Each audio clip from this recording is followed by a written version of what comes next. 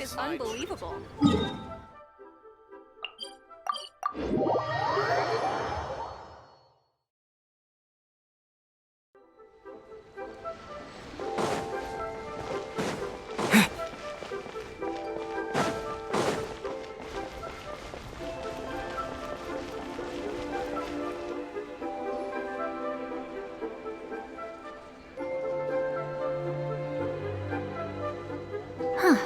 It's you two. What brings you here?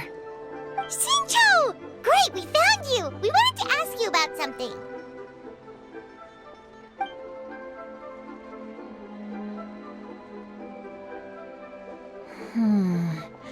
That's not a whole lot of information to go off of. I don't know if I can say for sure.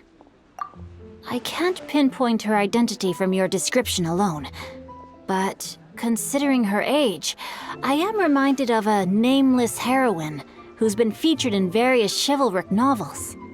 Nameless heroine? That's right. The novels often speak of a great drought from 50 years ago.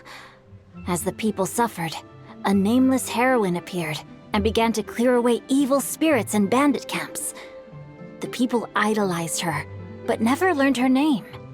All they knew was that she always acted alone. Later, though, she supposedly fell in love with a similarly noble-minded exorcist from Mount Tianheng. They were well matched in more ways than one, often fighting together as a fearsome duo of otherworldly strength. After the drought ended, the heroine and the exorcist left the public eye and began living a reclusive life in the mountains. All that remained were tales of her incredible accomplishments. The way this nameless heroine faded from fame into obscurity later in life is not too dissimilar from Miss Yuendai. I hope that's somewhat helpful. Thanks a lot, Xingqiu. We knew it'd be worth talking to you.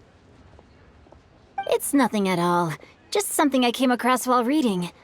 I did do a bit of extra research on her story, but it was just out of personal curiosity.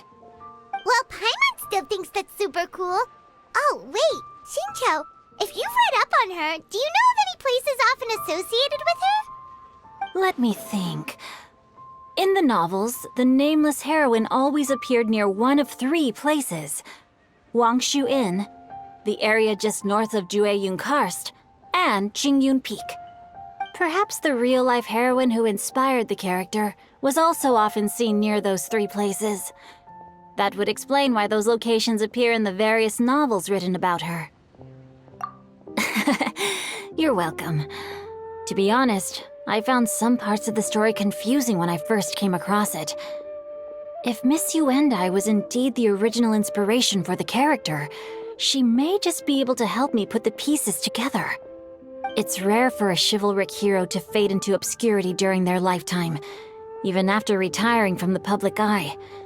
But no one ever saw or heard from the nameless heroine again.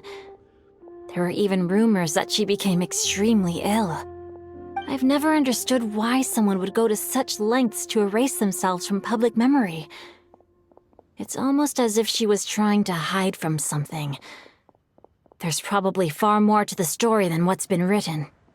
We'll be sure to tell you if we manage to uncover the truth. That's a deal. Perhaps, behind the truth of it all, there lies a story more fantastical than any work of fiction. Paimon feels like we just learned so much from Xingqiu. A drought, a nameless heroine, a life of seclusion. Wait, why does the story sound super familiar? Oh, right! There's a drought in this story, too! Xingqiu, are droughts super common in Liyue or something? Well, they used to be. But people have long since developed methods to prevent them, like by cultivating the soil or digging canals. So while droughts do happen from time to time, they are rarely regarded as true disasters. The drought 50 years ago is probably one of the worst we've had in the last several centuries. The crops withered, the streams ran dry, and the monsters in the mountains became rabid and agitated. Countless caravans were attacked, and people who lost their homes came together to form bandit groups. What started as a natural disaster soon became a human tragedy as well. That sounds awful. Yeah, and that's exactly why the nameless heroine was so beloved. She must have been someone of true integrity, to do so much for the people while asking nothing in return. Still, as terrible as that drought was, it was nothing compared to the truly calamitous disasters that befell this land in ancient times. They say that back in those days, disasters were both more severe and more common.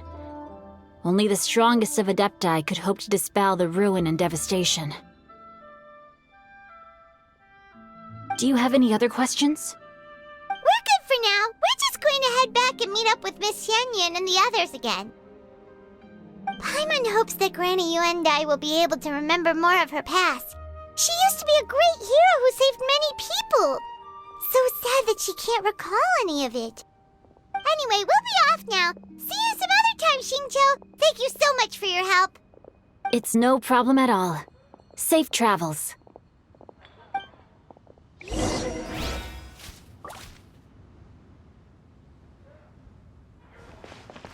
Time erases everything. Even the greatest of heroes will have their legacy reduced to the small fraction of their deeds that were committed to paper.